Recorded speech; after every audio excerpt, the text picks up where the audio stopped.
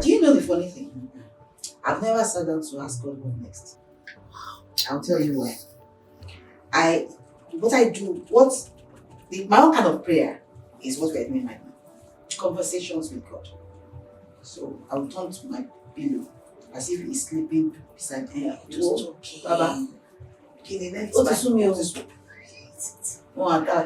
I mean, I'll just be conversing with him as my father.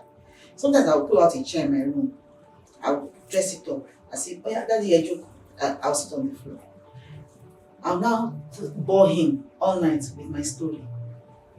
This thing, they've competed with me, they've stolen this idea.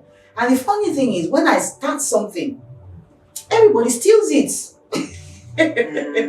So if I start an idea, you not just see it pop up everywhere in Nigeria. Sure, didn't you think about it? Even my staff at some point in time became my competition. Wow. So I just got tired of that, and I was like, God, there was a time in that time that the allocutus, I mean the brief period, there's always something to do. So for example, when I started getting tired of selling wigs and gowns and everything, the signs will be there. We were not meeting deadlines. Then when I go for MBA conferences, there's an MBA conference going on now. I just see all kinds of people copying my ideas, and everything I do about strategy, you see, so I say, I can't be rubbing shoulders with all these people. I'm a lawyer, and I have experience, and I'm supposed to, sell differently. Thank you. But luckily for me, at that time, all my children were in school abroad, and I found myself always being more in England than being in Nigeria. Okay. And I felt a peace, just sitting still. Then, because we didn't have enough money for them to be coming for a holiday and go back, so we just rented a very nice place somewhere in Henton, and I just sat there. I'll just call them, check Aleni, if you didn't sell, good luck, bye-bye. But that was God really using me that time. I knew, of course, that as a Christian, you will at some point get to that point where, what's next? Just like in real estate, I got to a point again when I don't start. No, I'm not doing this again. And by the time I got to real estate, and I got to the what next, which we will discuss, I learned to recognize the signs of being still and listening. So God has a way of pulling me in the direction He wants. And I always know is that it's always somewhere I don't want to go, I never thought of. And I get there and bam, things started. Ideas just started. Once I get to the place of purpose, ideas will just start coming. Oh, the streams, the ideas, everything will just start up. And that's like it's not become easy. So the people that I even meet in that industry, I'll do them somehow. Effortlessly. That's how I always know that. Okay, this is me. And the one that I was trying and pulling, the doors I was opening effortlessly before in legal selling wigs and gowns, suddenly so tight. Guy, I'm locking it, leave. And it's some doors that you just opened became almost impossible. And then sometimes they'll say, come to Abuja tomorrow. I say, I don't feel like going. That enthusiasm started going. Of course, I was building capacity with my staff, but I'm the one that had the vision at the point. So at that time, I exited. I was always in England with my children. So I used that time to say, you know what? My children. Young adults. Let me just be present. Be present. Yeah, so I've just come play with them in the university. I just built that relationship with my children. I think it's about timing too. God knows that, okay, we don't need you here in this space now. Exactly. You are needed in this space. So close up this and focus on this. Yes. This is powerful. Very powerful. That was very well. Even I think God Himself is like that. Because I took time to study the book of Genesis 1. And I remember I was just reading, when God called light out of darkness and stuff like that. And at the end of the day, by the time it's going to separate the stream or the sea from the earth, trying to do all that, it there was something that happened there, in the different days. There was a pause in one of them. Yes. When I mean there was a pause, the story didn't continue telling us how he separated the two. God wasn't telling us how the land was functioning, the earth was functioning, and how the sea too was functioning. No, we're only hearing one part. At the point, it took a day. I was busy creating the earth. And then when it was done with the earth, he retrieved and returned back to the side. Exactly. And I was like, what? This is a principle that God is showing us. There's an exit time. Also know that this is a step by step. He might bring you back later on in something that you have been before, and something we're not done building. But I needed you to break so that you learn some other lessons from all that aspect of life, and then return back to finish up this build. Especially the Bible verse always comes back to me that you have dwelt long enough on this life. There's that Bible verse. You have dwelt long enough. It's time to move. So I always get that. Okay, you have dwelt long enough in this idea. And I think you have that audacity. The audacity is what's catching me the most. All right, this is becoming very hot and hotter, I guess. All right, so let's go to the real estate revolution. In 2014, you became a certified real estate broker and launched Legal City Homes. You were already successful in the legal space.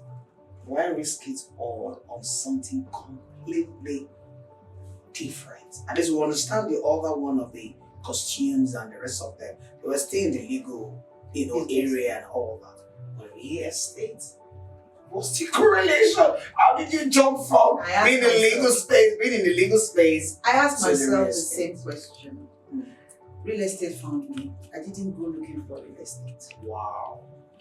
And I'll tell you why. At that point how there was this hiatus pause of not doing Yes, it. yeah. So in that pause of not doing things, my dad had cataracts and something, and he was even in Allen Avenue, off Allen, and he was not really earning money. And I discovered that he was gradually going to go blind.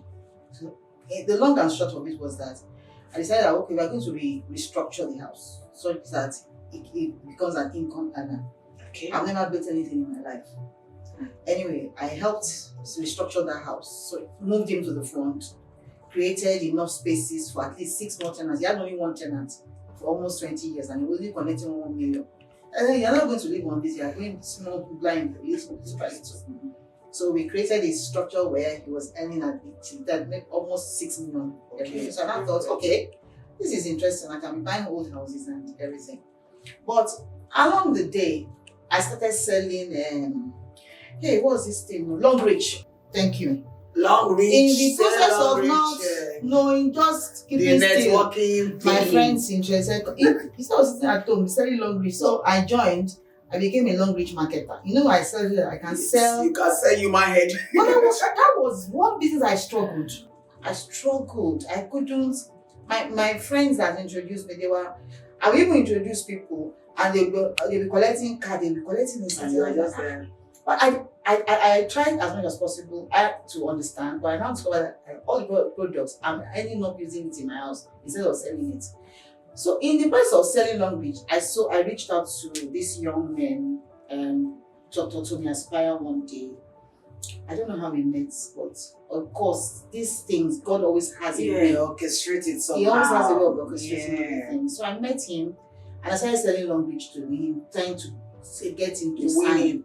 Okay. And one day he reached out to me and said, Omolabake, I will buy long reach for my wife will be the one. It's only for my wife that I will be buying it. But this one is not, you're not making money. That this is not where you should be. Wow. He said this is not what you should be selling. You should be a lawyer. Come on, follow us now. We are selling real estate, we are selling land, and you can be helping us do all the legal things. So I started following these 3 young men. Wow. And that's Dr. Tony Aspire, Emmanuel Abikoye, and Benga Deleke. 3. They were coming from Ajegunle at that time. And I was the only one that had car. So, in the process, thinking that, my Aspire will register for long range, but in the long run, you know, he had a way of just saying it. So I started following them. When time they go for inspections or they were going for meetings, I'll just follow them. I have them write anything that they need to do, follow them to the inspections, and bam. These boys, as I was watching their growth, I could sell. In fact, my first sale, it was Dr. Tony that closed it for me. It was that difficult because I did not know how to sell. You know, I was very good in legal city, selling my wigs and gowns.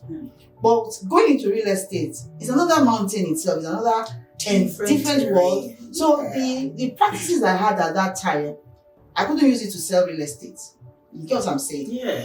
And I did to understand the dynamics initially. And my mother was my first client. And it was Dr. Tony that went to market my mother. I marketed my mom. My mother is one person that believed in acquiring properties. And she always said, that me, that I was a businesswoman, I used all my money to cook, finish for your father and all these children.